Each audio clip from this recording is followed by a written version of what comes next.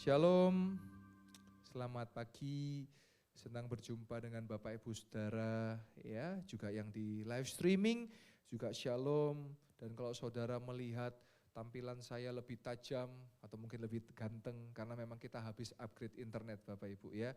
Jadi lebih detail karena kita kepingin memberikan yang terbaik buat Tuhan sehingga saudara yang jauh di sana ngelihat wajah-wajah kami nggak buruk Bapak Ibu ya, karena lebih tajam, lebih detail ya. Puji Tuhan kita upgrade internet supaya menjangkau bukan hanya luar kota, luar provinsi, tetapi juga sampai ke luar negeri, sampai ke bangsa-bangsa.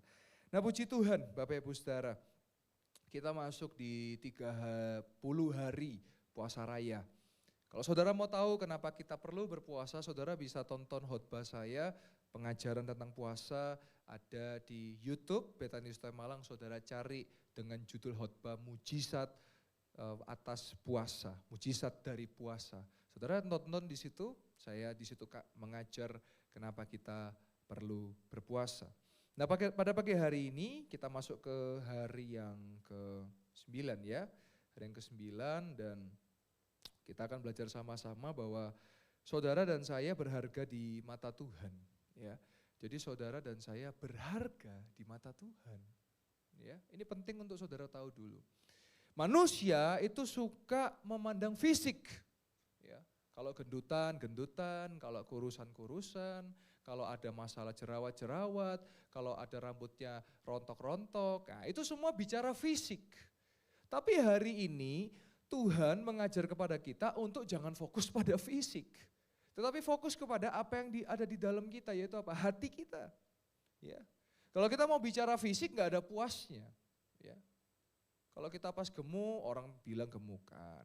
Nanti pas kita kurus, dibilang kurusan. Nah ini yang benar yang mana? Gemuk salah, kurus salah. Ya. Jadi tidak pernah ada benar di mata Tuhan. Di mata manusia ya. Mohon maaf ya.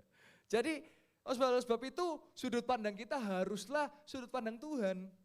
Karena di mata Tuhan kita ini berharga Bapak Ibu Saudara ya. Nah kalau soal ganteng sama cantik itu relatif ya.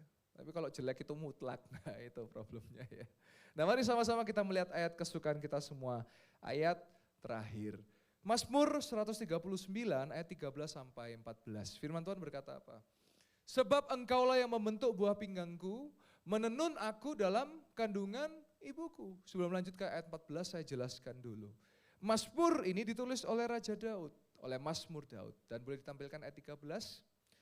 Sebab Tuhanlah yang membentuk buah pinggangku dan menenun. Saudara kalau tahu kata menenun ini akan ditemukan ketika kita menjahit. Ya.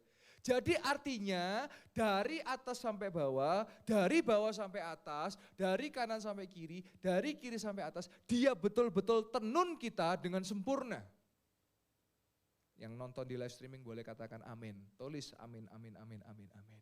Dan ditenun di dalam kandungan ibuku.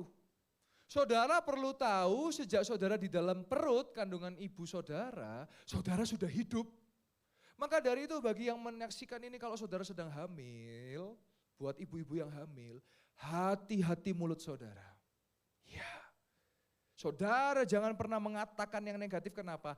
Karena sejak di dalam kandungan sudah hidup itu.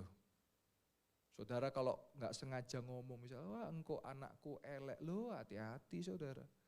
Ketika keluar dan saudara, kaget, ya karena ucapan saudara. Ketika istri saya hamil, setiap hari saya selalu tumpang tangan kepada perut istri saya dan selalu katakan yang lahir nanti pintar, cerdas, ganteng, keren, dipakai Tuhan luar biasa. Sehat, lo itu saudara. Kenapa? Karena sejak kandungan ibu kita sudah ada rencana Tuhan di dalamnya, katakan amin. Sehingga kita harus selalu katakan, ini yang selalu saya sampaikan perkataan iman. Di dalam perut sudah dikatakan kita adalah pintar, kita cerdas, ganteng. Atau kalau perempuan berarti cantik, kita nanti keluar dipakai Tuhan. Loh iya, hati-hati. Ini peringatan buat yang julid-julid ya, hati-hati. Karena apa? Karena dari perut itu sudah hidup saudara. Lanjut ayat yang terakhir ke-14. Dan setelah saya jelaskan ini saya mau bawa saudara menyanyi sebuah lagu ke dalam hadirat Tuhan dan setelah itu nanti ada pendoa syafaat yang akan berdoa, list-list doa yang akan didoakan. Aku bersyukur kepada Tuhan, ya, oleh karena kejadianku dahsyat dan ajaib. Ajaib apa yang kau buat dan jiwaku benar-benar menyadarinya. Sekarang kalau saudara bahasnya fisik, kenapa yang menyadari jiwa? Karena Tuhan itu menyentuh jiwa. Tuhan enggak pernah bicara soal fisik. Kalau ini bicara fisik harusnya dan telingaku dan mukaku menyadarinya. Tapi ini jiwaku, kenapa? Karena dia menjamah menyentuh jiwa kita. Jadi saudara, hari ini kalau saudara ada masalah tentang fisik, orang mau hina fisik saudara, gak usah dipeduliin saudara. Biar orang mau ngomong apa, kita gak bisa nutup mulut orang, betul?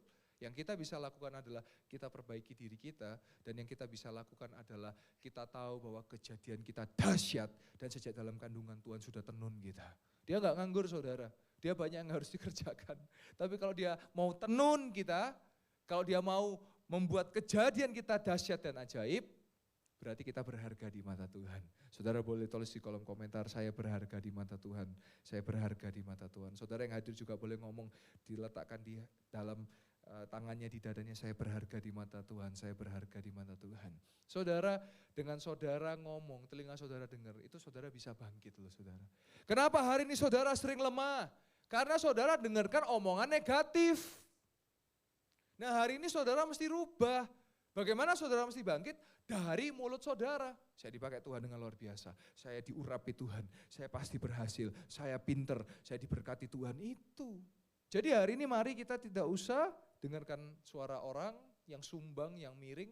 Tapi kita mau dengarkan firman Tuhan. Dan kita mau dengarkan suara mulut kita bahwa kita bisa. Kita diberkati Tuhan. Kita dipakai Tuhan. Dan kita diciptakan Tuhan. Dibuat Tuhan dengan berharga. Dan saya percaya setiap daripada kita berharga di mata Tuhan. Dan yang percaya katakan amin. Mari sama-sama kita datang ke hadirat Tuhan. Saya undang worship leader boleh ke tengah aja gak apa-apa Pak Tri, di belakang saya. Kita mau nyanyi sebuah lagu, Engkaulah penjunan. Engkaulah Tuhan, Engkaulah penjunan. Engkau, penjunan itu adalah orang yang apa? Membuat apa itu? Bejana, ya, tanah liat. Jadi itu tugasnya penjunan itu.